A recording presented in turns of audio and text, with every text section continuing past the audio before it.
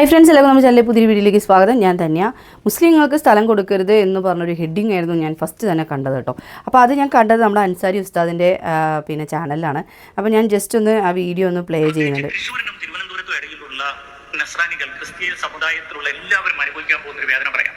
ഞാൻ അനുഭവിക്കാൻ പോകുന്ന വേദന എന്ന് പറഞ്ഞാൽ ആത്മീയമായ ചൂഷണമല്ല. തന്റെ മുമ്പിലിരിക്കുന്ന ക്രൈസ്തവ വിശ്വാസികളായ അനുവാചകർക്ക് മാർഗഭ്രമം സംഭവിച്ചതിന്റെ പേരിൽ ആത്മീയമായ ലഹരി നൽകി അവരെ സൽപാണ്ഡവിലേക്ക് ക്ഷണിക്കുന്നില്ല. മധുരത്തിൽ ചാലിച്ച് അതിമനോഹരമായി ഒരു സമൂഹത്തെ വർഗീയവൽക്കരിച്ചുകൊണ്ട് തന്റെ മുമ്പിലിരിക്കുന്ന അനുവാചകരെ ത്രസിപ്പിക്കുന്ന, അവരെ മനസ്സിൽ പകയും വിദ്വേഷം ഇട്ട് കൊടുക്കുന്ന എങ്ങനെയാണ് നിങ്ങൾ കണ്ടു നോക്ക്. ഒരു പുരോഹിതന്റെ അല്ലെങ്കിൽ ഒരു പാസ്റ്ററിന്റെ വായിന്നൊക്കെ വരുന്ന വർത്താനം ഇത്. ഈ നാട്ടിലൊക്കെ ഉള്ള പ്രത്യേകത എന്താണെന്നറിയോ?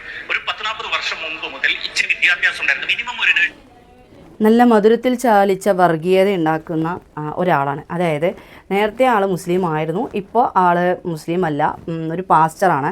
അപ്പോൾ തൻ്റെ മുന്നിലിരിക്കുന്ന ആളുകളോട് തൻ്റെ കയ്യിലുള്ള ബൈബിളിലെ വചനങ്ങൾ പറയാതെ വർഗീയത, അതായത് നല്ല മധുരമായ വർഗീയത ഉണ്ടാക്കുന്ന ജിജോ മാരി കുര്യനാണ്, എന്തായുള്ള പേര്, അയാളാണ് ഇപ്പോൾ ഉസ്താദ് ഇപ്പോൾ റിയാക്ഷൻ ചെയ്തിരിക്കുന്നത്. അപ്പോൾ എനിക്ക് അതിനെക്കുറിച്ച് സംസാരിക്കാമെന്ന് വിചാരിച്ചു. കാരണം ഇപ്പോൾ മുസ്ലിമായ ആളുകൾ, ഒരു കൂട്ടം ആളുകൾ ഒരാൾ കൊണ്ടുവന്നാൽ ഒരു പള്ളിയുടെ ഏതെങ്കിലും ഒരു പരിസരത്ത് ഒരാൾ വീട് വയ്ക്കും. വീട് വെച്ചതിന് ശേഷം പല ആളുകളായിട്ട് ഇങ്ങനെ ചിലപ്പോൾ അമ്മായിയോ വലിയച്ഛനോ മാമനോ അങ്ങനെ എല്ലാവരെയും വിളിച്ചുകൊണ്ട് വരുത്തിയിട്ട് ആ ഒരു പരിസരം ഫുള്ളും ഫില്ലാക്കും. എന്നിട്ട് അവർ ഒരു ജുമായ്ക്ക്, വെള്ളിയാഴ്ച ജുമാ മുബാറക്കാണ്, അതിൻ്റെ പ്രാധാന്യം അറിയാത്തൊരു വ്യക്തി കൂടി ആയതുകൊണ്ടാണല്ലോ ഇയാൾ വേറൊരു മതത്തിലേക്ക് പോയത്. അപ്പോൾ അതായത് ഇവിടെ അയാൾക്കൊരു വിലയും കിട്ടുന്നില്ല. അപ്പോൾ എനിക്ക് എൻ്റേതായ ഒരു പേര് കിട്ടണം എന്നുള്ളൊരു ഇതിൽ തന്നെ പോയത് തന്നെയായിരിക്കും. കാരണം ഇയാൾ ഭയങ്കര മോട്ടിവേറ്ററാണ്. ഇങ്ങനെയൊക്കെയാണോ മോട്ടിവേഷൻ ചെയ്യുന്നത്? സ്കൂളിലൊക്കെ പോകുമ്പോൾ, കോളേജുകളിലൊക്കെ പോകുമ്പോൾ ഭാര്യയും ഇയാളും കൂടെ മോട്ടിവേഷൻ ചെയ്യുന്നത് നല്ല സൈലൻറ്റ് കില്ലറാണ്. കാരണം എല്ലാവരെയും പറഞ്ഞ് പയ്യെ ആ മതത്തിലേക്ക് വിളിച്ച് ഉണർത്തുന്ന ഒരു സംഭവമാണ് ഞാനിതിൽ കാണുന്നത്. എന്തായാലും അയാൾ പറയുന്ന 1-2 കാര്യങ്ങൾ ഞാനിവിടെ വെക്കുന്നുണ്ട്. പിന്നെ ഞാൻ ശരിക്കും എടുത്ത് പറയുകയാണെന്ന് വെച്ച് കഴിഞ്ഞാൽ മൂപ്പർക്കൊന്നും ഈ ഒരു ഇസ്ലാം മതത്തിൽ ഒന്നും കാണാൻ സാധിച്ചിട്ടില്ല. അപ്പോൾ കൂടുതലും ക്രിസ്ത്യൻ മതത്തിലാണ് കൂടുതൽ കണ്ടിരിക്കുന്നത്. ശരി, എല്ലാ മതത്തിനും അതിൻ്റേതായ പവിത്രതയുണ്ട്. പക്ഷേ ആ മതത്തിൽ നിന്നുകൊണ്ട് മറ്റുള്ള മതത്തിനെ കുറ്റപ്പെടുത്തുകയും വർഗീയവൽക്കരിക്കുകയും ചെയ്യുന്നത് തെറ്റ് തന്നെയാണ്. എന്തായാലും റിയാക്ഷൻ വീഡിയോയ്ക്കും അതുപോലെ തന്നെ ചീത്ത വിളിക്കൊക്കെ അർഹമായ ഒരു വീഡിയോ തന്നെയാണിത്. കാരണം എന്താ പറയുക, വിദേശ രാജ്യങ്ങളിൽ പോയിട്ട് അവിടെയൊന്നും അവർക്ക് ജീവിക്കാൻ കഴിയില്ല. അവിടെ നിന്ന് പൈസ ഇതൊക്കെ ഉണ്ടെങ്കിൽ ഒരുപാട് പൈസ അവരുടെ കയ്യിലുണ്ടാവും. എന്നിട്ട് അവരിവിടെ വന്നിട്ട് വീട് വയ്ക്കും, 4-5 ഭാര്യമാരുണ്ടാവും എന്നൊക്കെയാണ് പറയുന്നത്. അവർക്ക് ഇപ്പം ഞാൻ വിവാഹത്തിനെ പ്രോത്സാഹിപ്പിക്കുകയല്ല, പക്ഷേ കല്യാണം കഴിച്ച് ആ ഒരു മതത്തിൽ ആ ഭാര്യയ്ക്കും ആ മക്കൾക്കൊക്കെ കുഴപ്പമില്ലെങ്കിൽ അവർക്കൊരു 2ാമത് വിവാഹം കഴിക്കുന്നതിനോട് ആർക്കാണ് ബുദ്ധിമുട്ട്? ഈ പറയുന്ന ജിജോയ്ക്കാണോ ബുദ്ധിമുട്ട്? അപ്പോൾ ആദ്യം മൂപ്പരൊരു മുസ്ലിം ആയിരുന്നു എന്ന് ആലോചിക്കണം കേട്ടോ. എന്നിട്ട് ഫസ്റ്റ് മുതൽ എല്ലാ കാര്യങ്ങളും പഠിച്ചൊരു വ്യക്തിയാണ്. പിന്നെ സ്നേഹിച്ച് കല്യാണം കഴിച്ചപ്പോൾ എന്തായാലും മതം മാറേണ്ടി വന്നു. ഭാര്യ മതം മാറിയില്ല, മൂപ്പര് മതം മാറേണ്ടി വന്നു. അതാണ് ഇപ്പോൾ കാണുന്നത്. എന്തായാലും നമുക്ക് വീഡിയോ, പ്രത്യേകിച്ച് തൃശ്ശൂരിനും തിരുവനന്തപുരത്തും ഇടയിലുള്ള നസ്രാനികൾ ക്രിസ്തീയ സമുദായത്തിലുള്ള എല്ലാവരും അനുഭവിക്കാൻ പോകുന്ന ഒരു വേദന പറയാം. ഞാൻ അനുഭവിക്കാൻ പോകുന്ന വേദന എന്ന് പറഞ്ഞാൽ ആത്മീയമായ ചൂഷണമല്ല. തന്റെ മുമ്പിലിരിക്കുന്ന ക്രൈസ്തവ വിശ്വാസികളായ അനുവാചകർക്ക് മാർഗഭ്രമം സംഭവിച്ചതിന്റെ പേരിൽ ആത്മീയമായ ലഹരി നൽകി അവരെ സൽപാണ്ഡവിലേക്ക് ക്ഷണിക്കുന്നില്ല. മധുരത്തിൽ ചാലിച്ച് അതിമനോഹരമായി ഒരു സമൂഹത്തെ വർഗീയവൽക്കരിച്ചുകൊണ്ട് തന്റെ മുമ്പിലിരിക്കുന്ന അനുവാചകരെ ത്രസിപ്പിക്കുന്ന, അവരെ മനസ്സിൽ പകയും വിദ്വേഷം ഇട്ട് കൊടുക്കുന്ന എങ്ങനെയാണ് നിങ്ങൾ കണ്ടു നോക്ക്. ഒരു പുരോഹിതന്റെ അല്ലെങ്കിൽ ഒരു പാസ്റ്ററിന്റെ വായിന്നൊക്കെ വരുന്ന വർത്താനം ഇതൊക്കെ. നിൽക്കുന്ന ഈ നാട്ടിലൊക്കെ ഉള്ള പ്രത്യേകത എന്താണെന്നറിയോ? ഒരു 10-40 വർഷം മുമ്പ് മുതൽ ഇച്ചിരി വിദ്യാഭ്യാസം ഉണ്ടായിരുന്നു. മിനിമം ഒരു നഴ്സിംഗ് എങ്കിലും പഠിച്ച ആളുകളൊക്കെ ഈ നാട് വിട്ടിട്ട് പാശ്ചാത്യ രാജ്യങ്ങൾക്ക് പോയി. അപ്പോൾ അവിടെ സിറ്റിസൺഷിപ്പ് ഒക്കെ ആയി അവിടെ സ്ഥലവും വീടും ഒക്കെ വാങ്ങാൻ വേണ്ടിയിട്ട് നാട്ടിലുള്ളത് വിൽക്കാൻ അവർ തീരുമാനിച്ചു. എല്ലാം വിൽക്കാൻ നോക്കിയപ്പോൾ വാങ്ങാൻ പറ്റിയ നസ്രാനികൾ ആരും ഇവിടെ ഇല്ല, എല്ലാവരും പോയി. ഇവിടെ ഉള്ളവർക്ക് ഇതിന്റെ ആവശ്യമൊന്നും ഇല്ലതാണ്. അങ്ങനെ വന്നു കഴിഞ്ഞപ്പോൾ എന്താ സംഭവിക്കുന്നത്? തൃശ്ശൂരിനും കാസർഗോഡിനും ഇടയിലുള്ള മറ്റൊരു സമുദായത്തിലുള്ള ആളുകൾ അവർ പാശ്ചാത്യ രാജ്യങ്ങളിലേക്ക് ഇവിടുന്ന് എല്ലാം വിറ്റുപെറുക്കി പോകുന്നില്ല. അവർ മാക്സിമം പോയ വെസ്റ്റ് ഏഷ്യ വരെ പോകും, അറേബ്യൻ രാജ്യങ്ങൾ വരെ. അവരവിടെ പോയിട്ട് വർഷം കാശ് കൊണ്ട് തിരിച്ചു വരും. അതിനൊരു കാരണമുണ്ട്. കാരണം ഈ പാശ്ചാത്യ രാജ്യങ്ങൾ സ്വന്തമായി സ്ഥലം വാങ്ങാവുന്നത് പോലെ ഈ ഏഷ്യൻ രാജ്യങ്ങളിൽ പോയിട്ട് സ്വന്തമായിട്ട് സ്ഥലമൊന്നും വാങ്ങാൻ പറ്റില്ല. അവിടെ ഒക്കെ ഈ കാക്കക്കൂട്ടിൽ കുയിലും മുട്ടുന്ന പോലെ. എന്റെ ഫാദർ സുലൈമാനെ, എന്റെ മരീൻ ജോസഫെ, എന്തൊരു കള്ളമാണ് ഈ പറയുന്നത്. സിറ്റിസൺഷിപ്പ് കിട്ടിയിട്ടെങ്കിൽ പോലും കാലങ്ങളായിട്ട് അവിടെ ജീവിച്ച് അവിടെ കിടന്ന് മരിക്കുന്ന ആളുകളില്ലേ, ഇങ്ങോട്ട് അവർ വരുന്നത് അവിടെ സ്ഥിരതാമസമാക്കാൻ കഴിയാത്തതൊന്നുമല്ല. തന്നെ പെറ്റി വളർത്തിയ പോറ്റി ഉപ്പയും ഉമ്മയൊക്കെ ഇവിടെ ഉണ്ട്. നിങ്ങൾ മുമ്പ് മുസ്ലിം സമുദായത്തിൽ ഉണ്ടായിരുന്ന ആളല്ലേ. അവർക്ക് ഫാമിലിയോടുള്ള ബാന്ധവം എന്താണെന്ന് നിങ്ങൾക്ക് നന്നായിട്ട് അറിയാമല്ലോ. ആ മനുഷ്യർ ഏത് യൂറോപ്യൻ കൺട്രിയിലാണെങ്കിലും GCC രാജ്യങ്ങളാണെങ്കിലും പോലും അവരവിടുന്ന് തൊഴിലെടുത്ത് നല്ല ശതമാനം മുസ്ലിമീങ്ങളും എത്ര ഉന്നതിയിലെത്തിയാലും ഏത് സ്തുത്യർഹമായ സ്ഥാനത്തെത്തിയാലും തന്റെ കുടുംബത്തോടും തന്റെ വേണ്ടപ്പെട്ടവരോടൊക്കെ ഒരു വലിയ പ്രതിബദ്ധത, പ്രത്യേകിച്ച് ഇസ്ലാമിക ചിട്ടയിൽ ജീവിക്കുന്ന കുടുംബമാണെങ്കിൽ അവർക്ക് അങ്ങനത്തെ ഒരു പ്രതിബദ്ധത ഉണ്ടാവും. അതുകൊണ്ടാണ് അവർ തിരിച്ചു വരുന്നത്. അല്ല അവിടെ താമസിക്കാൻ കഴിയാത്തതുകൊണ്ട് അല്ലെങ്കിൽ സിറ്റിസൺഷിപ്പ് കിട്ടാത്തതുകൊണ്ടൊന്നുമല്ല. അത് വർഗീയത പറയുമ്പോൾ പൊതിഞ്ഞാ പറയുന്നത്. സമ്മതിക്കണം നിങ്ങളൊക്കെ ആണല്ലോ സ്കൂളുകളിൽ പോയി കുട്ടികൾക്ക് മോട്ടിവേഷൻ ക്ലാസ് എടുത്ത് കൊടുക്കുന്നത്. ഇങ്ങനെയൊക്കെയാണ് വർഗീയത പറയേണ്ടത്. നിങ്ങൾ മുമ്പിരിക്കുന്നത് സഭാവിശ്വാസികളാണല്ലോ. ആ സമൂഹത്തോട് നിങ്ങൾ ബൈബിളിന്റെ വചനം പറഞ്ഞ് സമൂഹത്തിനിടയിൽ സ്നേഹവും ഐക്യവും ഊട്ടിയുറപ്പിക്കുന്നതിന് പകരം മറ്റൊരു സമുദായത്തെ അണ്ടർസ്റ്റിമേറ്റ് ചെയ്തുകൊണ്ട് അവരെ പേടിക്കണമെന്നും ഭയപ്പെടണമെന്നൊക്കെ പറയുന്നത് പച്ച വർഗീയതയല്ലേ? നിങ്ങളുടെ വായിന്നൊക്കെ ഇത് വരാൻ പാടുണ്ടോ? നിങ്ങൾ സ്കൂളിൽ മോട്ടിവേഷൻ, നിങ്ങളുടെ ഭാര്യയൊക്കെ സ്കൂളിൽ മോട്ടിവേഷൻ നടത്തുന്ന ആളുകളല്ലേ? നിങ്ങളുടെ ഉള്ളിൽ ഇതാണല്ലോ എന്ന് ആലോചിക്കാൻ അത്ഭുതപ്പെടുക. അവിടെ പോയി താമസിക്കാൻ കഴിയുമ്പോൾ തിരിച്ചു വരാനേ പറ്റുള്ളൂ. അതുകൊണ്ട് ഒരേ കുടുംബത്തിന് 5, 8, 10 മക്കളൊക്കെ ഉള്ളതുകൊണ്ട് 2, 3, 4 ഭാര്യമാരൊക്കെ ഉള്ളതുകൊണ്ട് ഇവർക്ക് ഇനിയും സ്ഥലം ആവശ്യമാണ്, കയ്യിൽ കാശും. 5, 8 മക്കളും 3, 4 ഭാര്യമാർ, ഇതൊക്കെ മുസ്ലിങ്ങളുടെ മാത്രം പ്രത്യേകതയാണ്.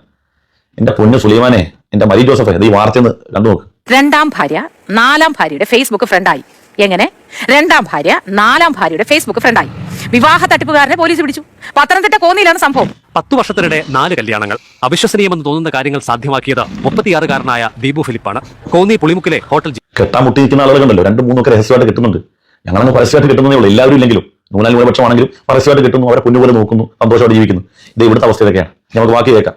ഇവിടെ വന്ന് മോഹ വില കൊടുക്കാൻ 8 ലക്ഷം രൂപയുടെ വീടിന് 16 ലക്ഷം കൊടുക്കാൻ ഇവർ തയ്യാറാണ്. ഇത് കേരള സഭ വളരെ ഗൗരവത്തോടെ കാണേണ്ടതാണ്. അത് കത്തോലിക്ക സഭ മാത്രമല്ല, ഞാൻ പറയുന്നത്. എന്റെ പൊന്നാറ ഉള്ളു സുലൈമാനെ, കയ്യിൽ പണമുള്ളവൻ വീട് വാങ്ങും, പറമ്പ് വാങ്ങും, റിസോർട്ട് വാങ്ങും, ബിസിനസ് സംരംഭങ്ങൾ തുടങ്ങും. ഇതിനെന്താ പ്രശ്നം? ഇതിനകത്ത് നിങ്ങൾക്ക് വേദനിക്കേണ്ട കാര്യം എന്താ?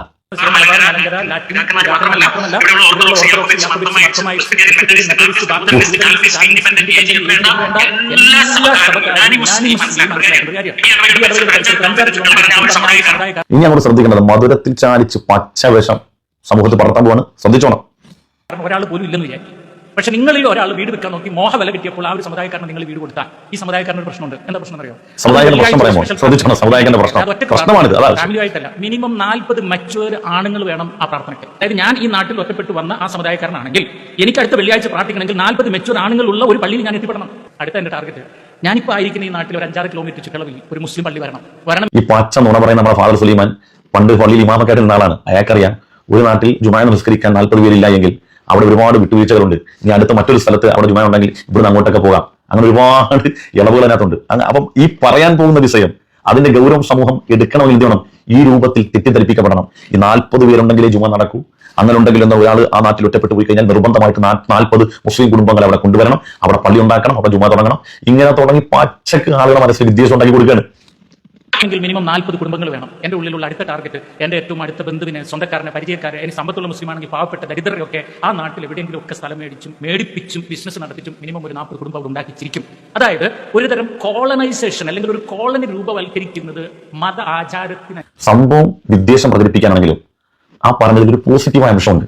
ഒരു മുസ്ലിമായ മനുഷ്യൻ ഒരു നാട്ടിൽ, അത് അവിടെ മുസ്ലിമായിട്ട് അവനെ ഉള്ളൂ എങ്കിൽ, അപ്പൊ അദ്ദേഹത്തിന്റെ ഭാഷയിൽ പറഞ്ഞാൽ അവിടെ ജുമാ ഉണ്ടാകാൻ ഒരു പള്ളി വരാൻ വേണ്ടി എന്ത് ചെയ്യും? അവന്റെ കുടുംബക്കാര്, അവന്റെ ബന്ധുക്കള്, അവന്റെ ചുറ്റുവട്ടത്തുള്ളവർ, അവന്റെ പരിചയക്കാരെല്ലാം കൊണ്ടുവന്ന് അവിടെ താമസിപ്പിക്കും. അപ്പൊ അവൻ എന്തുകൊണ്ടാണ് മനസ്സിലായത്? കൂടപ്പുറപ്പ് സ്നേഹം, സഹജീവി സ്നേഹം ഉണ്ട് എന്നുള്ളതാണ്. അത് മുമ്പ് പറയാതെ പറഞ്ഞു. ഇതില്ലാത്തൊരു വർഗത്തെ കുറിച്ച് ഒരു പള്ളിയിലെ അച്ഛൻ പറയുന്നത് കേട്ടു നോക്കാം. ഇതില്ലാത്ത പറഞ്ഞു, ഇങ്ങനെ കൂടപ്പുറപ്പ് സ്നേഹം ഇല്ലാത്തത് അത് പറഞ്ഞു കേട്ടു നോക്ക്. ലോകത്തിലെ ഏറ്റവും സ്നേഹമില്ലാത്തൊരു വർഗത്തിന്റെ പേര് പറഞ്ഞേ. മനുഷ്യനോ? അല്ല, ക്രിസ്ത്യാനികളാണ്. ലോകത്തിലെ ഏറ്റവും സ്നേഹമില്ലാത്ത ബന്ധുക്കൾ, ശത്രുക്കൾ ആരാ? ചേട്ടൻ ഗൾഫിന് പോയി. അപ്പോൾ അനിയന്റെ ഭാര്യ പറഞ്ഞു, നിങ്ങൾ ചോദിക്കുക, അവൻ എന്തെങ്കിലും ഒരു ജോലി ദുബായിൽ ശരിയാക്കാൻ ചോദിക്കുക. അപ്പോൾ അനിയൻ ചെന്ന് ചോദിക്കുക ചേട്ടനോട്, എനിക്ക് എന്തെങ്കിലും ഒരു ജോലി അവിടെ ശരിയാ. അപ്പോൾ ചേട്ടൻ, ചൂടാണ് അവിടെ, ഭയങ്കര ചൂട്, 3 മാസം സാലറി കിട്ടിയിട്ടില്ല, നീ ഇവിടെ ഇവിടെ നോക്കും, ജമ്മുണ്ടെ കൊണ്ടുപോകല. വേറൊരു കൂട്ടർ ഒരുത്തം പോയാൽ മതി, 10 പേരെ കൊണ്ടുപോകും, പേര് പറയുന്നില്ല. നമ്മള് നസ്രാനികൾ മാത്രം തിങ്ങി താമസിക്കുന്ന, അല്ലെങ്കിൽ ഹൈന്ദവർ മാത്രം തിങ്ങി താമസിക്കുന്ന വളരെ ശാന്തമായ ഒരു സ്ഥലത്ത് ഏതെങ്കിലും ഒരു കുടുംബം സ്വാർത്ഥത കൊണ്ട് ഇങ്ങനെ സ്വത്ത് വിറ്റ് പോകുമ്പോൾ, ഇച്ചിരി മോഹവില കിട്ടി വിറ്റ് പോകുമ്പോൾ, അത് പരിസരത്ത് തങ്ങുന്ന എല്ലാവർക്കും പിന്നീട് ദോഷമായി മാറാൻ സാധ്യതയുണ്ട് എന്ന ഒരു കാര്യം. ഇതൊരു വർഗീയതയൊന്നുമല്ല. എനിക്ക് ആ സമുദായക്കാരെ എല്ലാം ഇഷ്ടമാണ്. ഇത് വർഗീയതയൊന്നുമല്ല, ഇത് സമഭാവനയുള്ളൊരു നല്ല വാക്കാണ്, തിരുവചനമാണ്. വർഗീയതയൊന്നുമില്ല. ഇതിങ്ങനെ കേട്ടിരിക്കാൻ സുഖമാണ്. ചോദിക്കും മറ്റൊരു കൂട്ടർ വരികയും അത് വലിയ പ്രശ്നമായി മാറും. ഒരു സ്ഥലത്ത് ഒരു മുസ്ലിം ചെന്നു, അവിടെ താമസിച്ചു, അവിടെ പള്ളി വന്നു, അവിടെ അവന്റെ ബന്ധുമിത്രാദികൾ വരുന്നു. ഇതൊക്കെ നമ്മൾ ശ്രദ്ധിക്കണമെന്നാണ് അദ്ദേഹം പറഞ്ഞു വന്നതിന്റെ ആകത്തുക. ആലോചിച്ച് നോക്കി, തന്റെ മുമ്പിൽ അനുവാചകരായിരിക്കുന്ന സഭാവിശ്വാസികൾക്ക് പറഞ്ഞു കൊടുക്കേണ്ട വാക്കാണ്. മറ്റൊരു സമുദായത്തെ ഇകഴ്ത്തിയും അവരെ ഭയത്തോടു കൂടി കാണണം, അവർ വരും, അവർ നമ്മളെ കീഴ്പ്പെടുത്തുമെന്നൊക്കെ പേടിപ്പിച്ചിട്ട് സഭാവിശ്വാസികളോട് നിങ്ങൾ സ്ഥലം വിട്ടു പോരുന്നു. ഈ ഗതികേടിന്റെ കാരണം എന്താ അറിയോ? നമ്മുടെ ഈ കോട്ടയം, പാല, ചങ്ങനാശ്ശേരി, തിരുവല്ല പോലെയുള്ള സ്ഥലങ്ങളിൽ നിന്ന് യൂറോപ്യൻ കൺട്രിയിലേക്ക് പോയ ക്രൈസ്തവ സഹോദരങ്ങളിൽ ചില ആളുകൾ, അങ്ങനെ പറയാം, അവരവിടെ ചെന്ന് താമസമാക്കി ഭാര്യ മക്കളൊക്കെ ആയിട്ട് അവിടെ കൂടി, അവിടെ പഠിപ്പിച്ച് അവിടുത്തെ സിറ്റിസൺഷിപ്പ് എടുത്ത് പിന്നീട് അച്ഛനും അമ്മയൊക്കെ രോഗിയായി മരണപ്പെട്ട പോലും ഇങ്ങോട്ട് വരാത്ത ആളുകളുണ്ട്. ഇത് നിങ്ങൾക്ക് അറിയുന്ന വസ്തുതയാണ്. ചില ആളുകൾ വരും, ചില ആളുകൾ വരത്തില്ല. എന്നാൽ മുസ്ലിം സമുദായം അങ്ങനെയല്ല. അവർ ഏത് രാജ്യത്ത് പോയാലും അവർ പണം ഉണ്ടാക്കി സ്വന്തം രാജ്യത്തേക്ക് വരും. ആ വരേണ്ട കാരണം മറ്റൊന്നുമല്ല, അവനിക്ക് മരണം വരെ അവനെ പോറ്റി വളർത്തിയവരുടെ കടപ്പാടും പ്രതിബദ്ധതയുണ്ട്. അവന് പൈസ ഉണ്ടാക്കി ഇങ്ങനെ ജീവിച്ച മാത്രം പോരാ. അപ്പൊ അങ്ങനെ ഒരു കമ്മിറ്റ്മെന്റ് മുസ്ലിങ്ങൾക്കുണ്ട് എന്നുള്ളത് കൊണ്ട് നമ്മൾ ഇവിടെ വന്നിട്ട് എവിടെയാണ് സ്ഥലം കിട്ടുന്നത് അവിടെ താമസിക്കും. അവനവിടെ താമസിക്കുമ്പോൾ ഒരു മുസ്ലിം കുടുംബമുള്ള മറ്റുള്ള ആളുകൾ വരും. അതൊരു പോസിറ്റീവാണ്. അവന്റെ വേണ്ടപ്പെട്ട ആളുകളെയൊക്കെ അവൻ സഹായിച്ച് അവിടെ കൊണ്ടുവന്ന് താമസിപ്പിക്കുന്നു. അത് കീഴടക്കാനും പിടിച്ചടക്കാനൊന്നുമല്ല. ഇവിടുത്തെ നല്ലവരായ ക്രിസ്ത്യാനികൾക്ക് അറിയാം. അങ്ങനെ ഒരു മുസ്ലിം കുടുംബം അവിടെ ഉണ്ടെങ്കിൽ, പള്ളി ഉണ്ടെങ്കിൽ, നിങ്ങളുടെ കൂട്ടത്തിൽ നിങ്ങൾ സഹായിക്കുന്ന ആളുകളുണ്ടല്ലോ. ഈ ഇട്ടുമൂടാനുള്ള പണവും കോടിക്കണക്കിന് രൂപയും റബ്ബർ തോട്ടമൊക്കെ ഉള്ളവൻ 10 പൈസ കൊടുക്കാത്തവരുണ്ടല്ലോ. അങ്ങനെയുള്ള ആളുകളുടെ കൂട്ടത്തിലുള്ള മനുഷ്യർ, അവർക്ക് എന്തെങ്കിലും കിഡ്നി രോഗമോ ക്യാൻസറോ ഒക്കെ വന്നു കഴിഞ്ഞാൽ പിരിവിന് ആ പള്ളിയുടെ ഭാഗത്ത് പോയി നിൽക്കാം. ഞാൻ അങ്ങനെ സ്ഥിരം ഇവിടെ മൈക്കിലൂടെ പറയുന്ന ഒരാളാണ്. അപ്പൊ അങ്ങനെ ചില ഗുണങ്ങളുണ്ട് കേട്ടാ മരിയൻ ജോസഫെ. അതുകൊണ്ട് നല്ലത് പറഞ്ഞു കൊടുക്കും. വായിന്ന് നല്ലത് വരട്ടെ. തോന്നിവാസം തന്നെ പറയുന്നത്. അങ്ങനെ ഉസ്താദ് കൊടുക്കേണ്ട രീതിയിൽ കൊടുത്തിട്ടുണ്ട്. വയറ് നിറച്ച് കിട്ടിയല്ലോ അല്ലേ ജിജോ മരിയോ. അപ്പോൾ എന്തായാലും പേര് എനിക്ക് തെറ്റിയാലും വിഷയമില്ല. കാരണം അൻസാരി ഉസ്താദ് എന്തായാലും ഏതാളിനെ അടുത്താണ് സംസാരിച്ചതെന്നൊക്കെ നിങ്ങൾക്ക് വ്യക്തമായിട്ട് മനസ്സിലായി കാണുമല്ലോ അല്ലേ. അപ്പോൾ ഒരുപാട് ആളുകൾ ഇങ്ങനെ പിന്നെ എന്താ പറയുക, നമ്മളിങ്ങനെ സംസാരിക്കുന്നൊന്നും ഇഷ്ടമാവാതെയൊക്കെ ഒരുപാട് കുറ്റങ്ങളൊക്കെ പറയുന്നുണ്ട്. പക്ഷെ അതൊന്നും നമ്മൾ മൈൻഡാക്കുന്നില്ല. പിന്നെ നമ്മൾ എന്തിനാണ് മറ്റുള്ള മതങ്ങളെ വർഗീയവൽക്കരിച്ചുകൊണ്ട് നമ്മൾ സംസാരിക്കേണ്ട ആവശ്യം? നമുക്ക് നമ്മുടെ കാര്യങ്ങളില്ലേ, ഒരുപാട് കാര്യങ്ങൾ ചെയ്തു തീർക്കാനില്ലേ. പിന്നെ ഇവർ ചാരിറ്റിയുടെ മറവിൽ എന്തെല്ലാം തട്ടിപ്പുകൾ ചെയ്യണമെന്ന് ആർക്കറിയാൻ പറ്റും? അപ്പോൾ അതിനൊന്നും നമ്മൾ വെറുതെ കൊണ്ട് തലയിടേണ്ട ആവശ്യമില്ല. ഏതെങ്കിലും ഒരു അവിടെ മാന്തി കഴിഞ്ഞാൽ എല്ലാം പുറത്തു വരും. അപ്പോൾ അതുകൊണ്ട് ദയവ് ചെയ്തിട്ട് ഇങ്ങനെ വർഗീയത രീതിയിലുള്ള സംസാരിക്കാതെ ആ ബൈബിളൊക്കെ എടുത്ത് വായിക്കുക. അതിലെന്താ പറയണത്? വർഗീയത ഉണ്ടാക്കണം എന്നാണോ പറയണത്? അല്ല. അപ്പോൾ അതുകൊണ്ട് ദയവ് ചെയ്ത് എല്ലാം മനുഷ്യരാണ്. ആ മനുഷ്യന് ഓരോ മനുഷ്യർക്കും അല്ലെങ്കിൽ ഓരോ വ്യക്തികൾക്കും അവനവൻ്റേതായ പിന്നെ ആഗ്രഹങ്ങളും ഉണ്ടാവും. അതുപോലെ തന്നെ അവനവൻ്റേതായ വിശ്വാസങ്ങളും ഉണ്ടാവും. ആ വിശ്വാസങ്ങളെ തച്ചുടയ്ക്കാൻ നിൽക്കേണ്ട ആവശ്യമില്ല. പിന്നെ സ്ഥലം കൊടുക്കരുത്, വീട് കൊടുക്കരുത്, നമ്മൾ ശ്രദ്ധിക്കണം. കണ്ണായ വില അവർ തരും. അതുകൊണ്ട് നിങ്ങൾ പിന്നെ അതൊന്നും കൊടുത്തേ പോകരുത്. കാരണം നമ്മളൊന്നും ഇല്ലാണ്ടാവും. നമ്മളെയൊക്കെ ചിലപ്പം മതം മാറ്റും. അങ്ങനെയുള്ള രീതിയിൽ മൈൽഡ്, അതായത് ഭയങ്കര സൈലൻ്റായിട്ട് ആൾ വർഗീയത അവിടെ കൊടുക്കുന്നുണ്ട്. എന്നിട്ട് പറയുന്നതുകൊണ്ട് ഞാൻ വർഗീയത ഉണ്ടാക്കാനില്ല, ഞാൻ കാര്യം പറഞ്ഞതാണ് എന്നൊക്കെ. എന്ത് കാര്യം പറയണത്? ഇതിൽ വർഗീയതയല്ലാതെ പിന്നെ വേറെന്താ പറയുക? എന്തായാലും കൊടുക്കേണ്ടവിടെ അൻസാരി ഉസ്താദ് കൊടുത്തിട്ടുണ്ട്. അപ്പോൾ ഇന്നത്തെ വീഡിയോ ഞാൻ ഇവിടെ വൈൻഡപ്പ് ചെയ്യാണ്. നന്ദി, നമസ്കാരം.